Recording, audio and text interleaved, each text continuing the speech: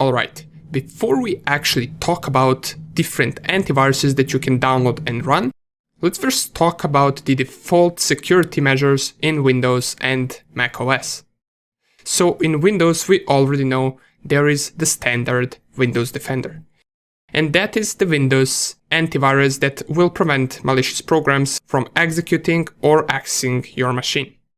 Let's take a look at what are the best recommended settings to have when using just Windows Defender.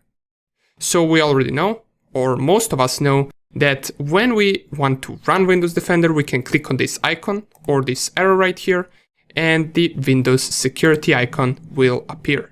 Once we click on that, it will open this Windows Security window where we can take a look at different types of security measures that Windows Defender offers us.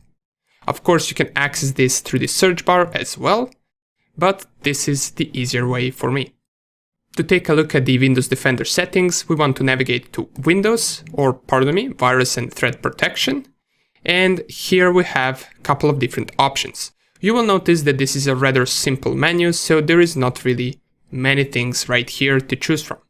Let's go to the Virus and Threat Protection settings, click on Manage Settings, and ideal settings that you want to have are real-time protection turned on. You also want to have cloud-delivered protection, automatic sample submission you want to turn on, since it helps Windows Defender recognize malicious programs. And down here, you also want to have tamper protection turned on. As it says, the tamper protection prevents others from tampering with important security features, which is rather important since you don't want your malware to actually turn off the Windows Defender or any other security measures that you might have.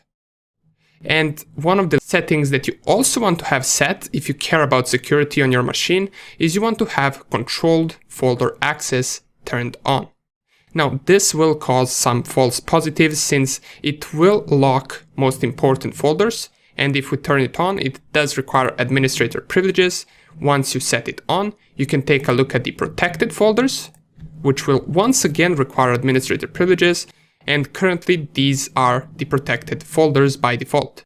You can add a protected folder right here, and any other application, whether malicious or not, might have problem and might cause a false positive when trying to access these folders. It can be a little bit annoying, but for more enhanced security, you do want to have this turned on.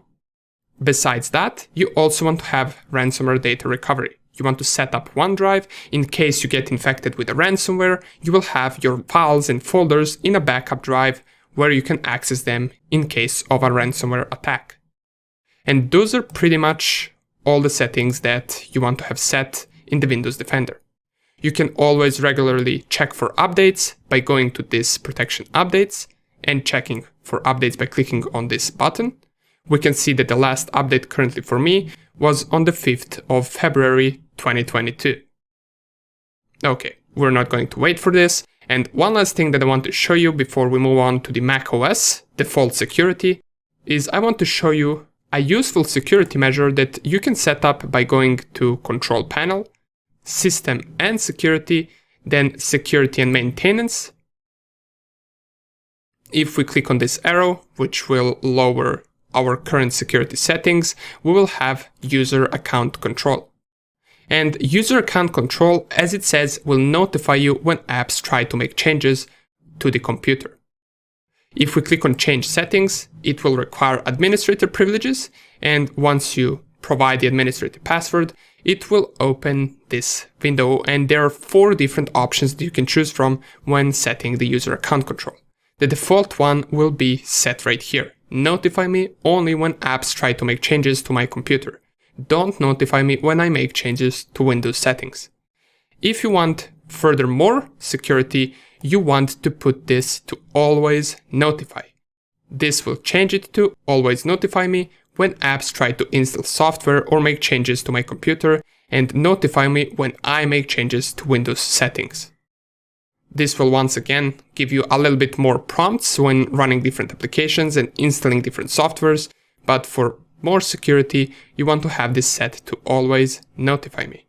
When you click on OK, it asks for administrator password, click on yes, and you have it all set. Now, firewalls are something that we will talk about later on. For now on, we're only interested in the antivirus, and these are the recommended default settings when it comes to higher security on Windows machine. Nonetheless, this is about it for the default security settings, and in the next video, we're going to take a look at the same thing for macOS.